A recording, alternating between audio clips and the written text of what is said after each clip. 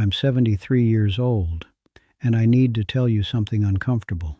Right now, somewhere in your life, you are wasting time on things that will mean absolutely nothing to you later. Not small time, years, maybe decades. And the dangerous part? You don't even feel it happening. You feel busy, responsible, productive.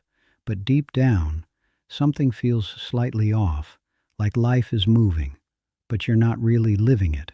I know that feeling.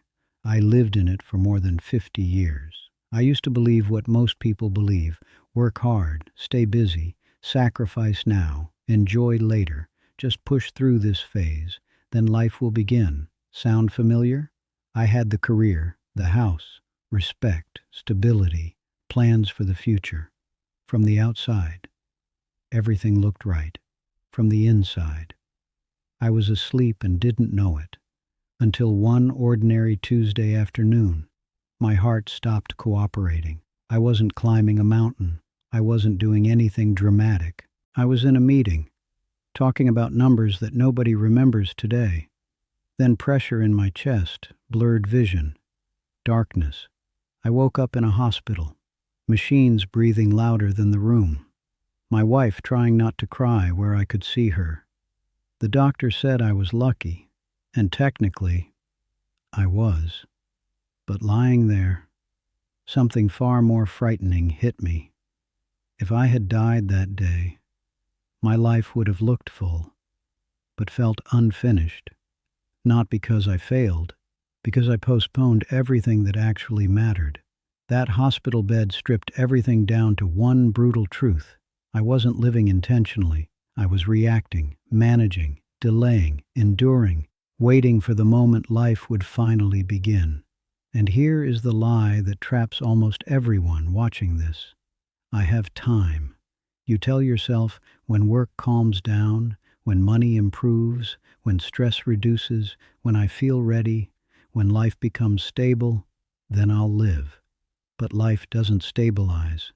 It replaces problems with new problems. You finish one stressful chapter, another opens immediately. You hit one goal, another appears. You keep adjusting the starting line of your happiness, and without noticing, years disappear.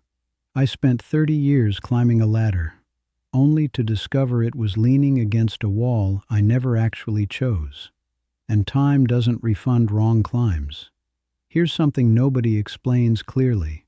Success feels incredible for a very short time. Then your mind resets.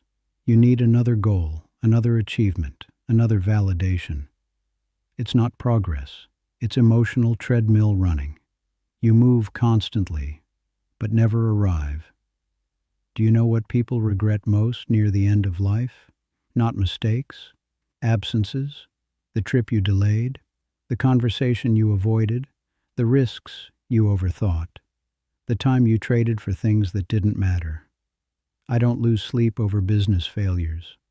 I lose sleep over moments that never happened.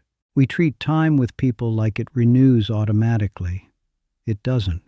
One day, someone you love becomes a memory, and the last conversation you had becomes permanent. My father died before we fixed what needed fixing, not because we didn't care, because we assumed we had more time. That assumption is the quietest destroyer of human connection.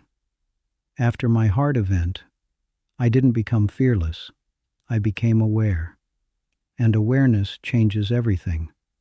I stopped saying yes automatically, stopped postponing small joys, stopped treating life like preparation.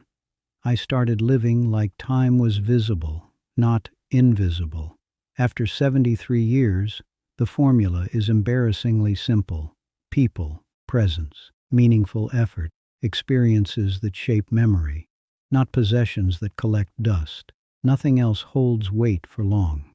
Let me ask you something, honestly. If your life paused today, would you feel complete or interrupted? Not impressive, complete. There's a difference. I watch younger people now, more connected than ever, more informed than ever, more distracted, anxious, and exhausted than ever. Always rushing, always optimizing, always preparing, rarely experiencing. You are not lazy. You are overwhelmed by noise. That's why this channel exists. Wisdom without noise. Every day is subtraction, quiet subtraction, no alarms, no warnings, just fewer tomorrows than yesterday. And the strange part? Understanding this doesn't make life depressing. It makes it vivid. If I could speak to my younger self, I wouldn't give motivation. I'd give instructions. Protect your health like it's non-replaceable, because it is. Call people before you feel ready. Take meaningful risks while fear is still theoretical. Don't trade relationships for productivity metrics. Don't postpone joy until it feels justified. Joy doesn't require permission. Here's the strange paradox of life.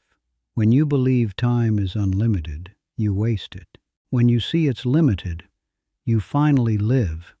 Today, at 73, I have fewer years ahead than behind, and yet, I feel more alive than I did at 30, because now I notice ordinary moments, morning light, conversations without hurry, silence that feels full, not empty.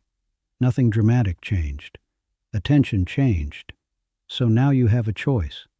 Continue living automatically, or start living deliberately. Not tomorrow, not after something ends, today. Because the life you're waiting to begin is already happening. You don't need a wake-up call from a hospital bed. You can borrow mine. Don't spend decades learning what awareness can teach in one moment. Time is moving. The only question is, are you? If this made you pause, even for a second, tell me one thing you will stop postponing. Subscribe to Wisdom Without Noise, because clarity shouldn't arrive at the end of life. It should guide it.